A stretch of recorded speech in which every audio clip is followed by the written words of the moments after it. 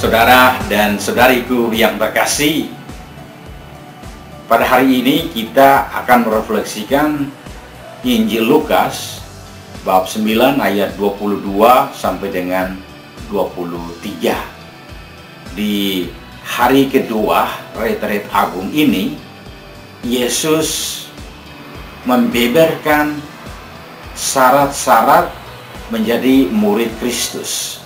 Bagaimana harus mengikuti Kristus, apa saja syarat-syaratnya.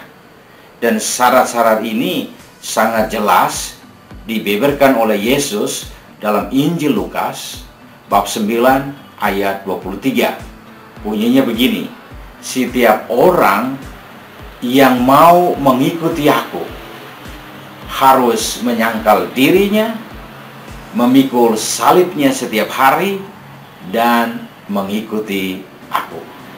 Jadi saudara dan saudariku yang terkasih, sebenarnya ada 3 persyaratan yang sangat sederhana, yang mudah diingat.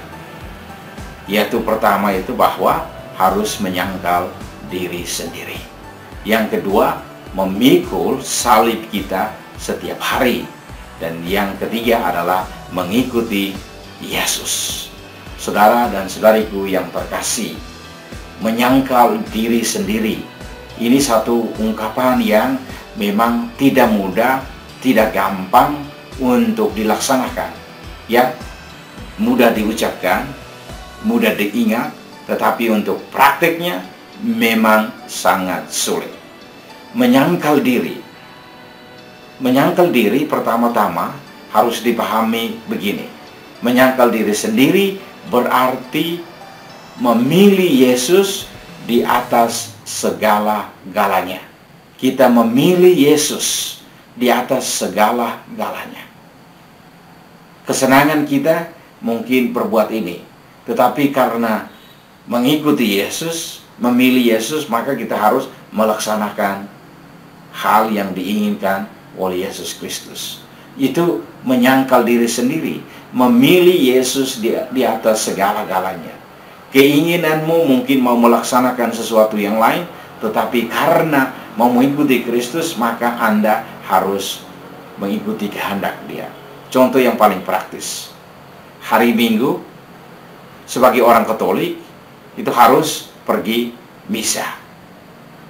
Tapi mungkin kesenangan pribadi Anda adalah mau bermain judi atau pergi ke pantai. Menyangkal diri berarti apa? Harus pergi ke misa. Ini adalah satu hal yang memang tidak gampang. Kita harus rela untuk meninggalkan keinginan-keinginan pribadi kita dan rela untuk mengambil dan mengikuti keinginan-keinginan Allah sendiri. Ya, itu poin yang pertama. Menyangkal diri berarti memilih Yesus di atas segala-galanya. Poin yang kedua dari menyangkal diri berarti menerima identitas baru dalam diri Yesus Kristus. Menerima identitas Anda dalam diri Yesus Kristus. Yaitu kita berani untuk meninggalkan pribadi yang lama dan mau mengenakan pribadi yang baru dalam diri Yesus Kristus. Yang lebih jelasnya, yaitu kita lihat ungkapan Santo Paulus dalam suratnya kepada umat di Galatia bab 2 ayat 20. Dia mengatakan begini: bukan lagi aku sendiri yang hidup, melainkan Kristuslah yang hidup dalam diri aku. Jadi bukan lagi keinginan-keinginan pribadi, tetapi keinginan-keinginan Yesus Kristus. Bukan lagi hidup kita yang kita mau, tetapi hidup yang diinginkan oleh Yesus Kristus. Inilah saudara dan saudariku yang terkasih. Hidup kita adalah maunya egois, maunya semuanya untuk saya. Tetapi mengikuti Kristus itu berarti menyangkal diri. Kita harus berani membagi apa yang kita miliki untuk mereka yang membutuhkan. Jadi itu poin pertama, menyangkal diri. Poin yang kedua, saudara dan saudariku yang terkasih, yaitu memikul salib setiap hari. Ini penting, memikul salib kita setiap hari. Tidak hanya 1 kali, 2 kali, tapi setiap hari. Saudara dan saudariku yang terkasih, ya, salib itu di mana-mana. Salib merupakan bagian dari hidup kita. Dan hidup ini memang tidak gampang.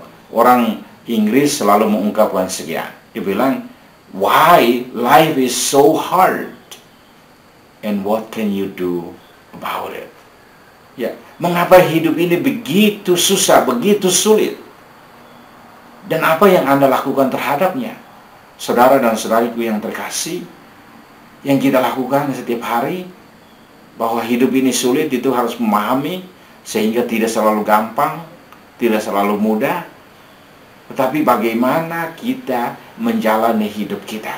Menjalani hidup kita sesuai dengan kehendak Tuhan. Jadi salib merupakan bagian dari hidup kita. Kita tidak bisa mengelak dari salib. Contoh yang paling praktis, rasa sakit, rasa capek, rasa lemah, rasa bosan, rasa jenuh, itu bagian dari hidup kita.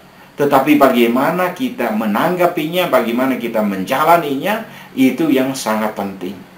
Sebagai murid Kristus, kita harus rela untuk menanggungnya.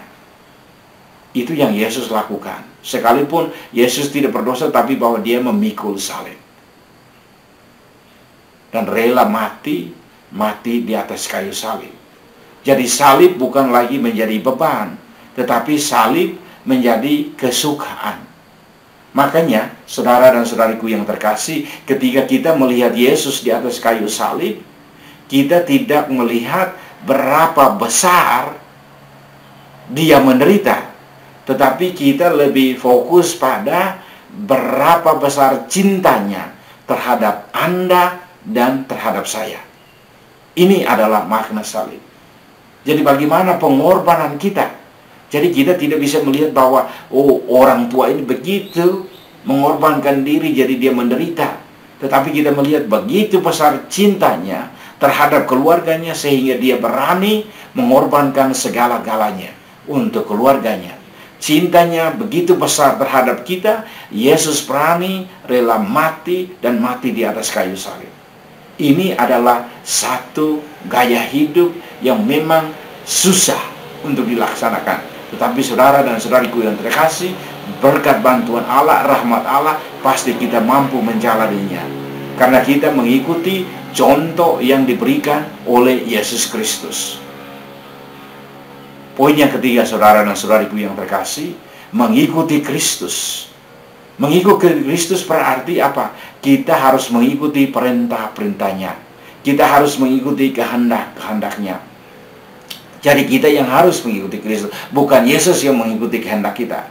Ini yang harus dilihat. Karena ketika kita berdoa, kadang kita maunya Tuhan mengikuti apa yang kita mau. Tetapi saudara dan saudariku yang terkasih, yang harus kita mau adalah kehendak Kristus, mengikuti Dia. Kehendak mula yang terjadi. Itu yang Yesus berdoa. Kita juga harus begitu. Kalau kita berdoa, Bapa kami yang ada di surga, dimuliakanlah namamu, datanglah kerajaanmu, jadilah kehendak-Mu di atas bumi seperti di dalam surga. Kehendak Allah yang harus terjadi, kehendak Kristus yang harus terjadi di dalam diri Anda. Kita mengikuti Yesus Kristus. Biarkanlah Dia yang menuntun kita masuk ke dalam kehidupan abadi. Membiarkan diri dituntun, membiarkan diri dibimbing oleh Yesus Kristus. Itu artinya mengikuti Kristus. Jadi saudara dan saudariku yang terkasih, selama masa retret agung ini, kita harus melihat 3 persyaratan ini.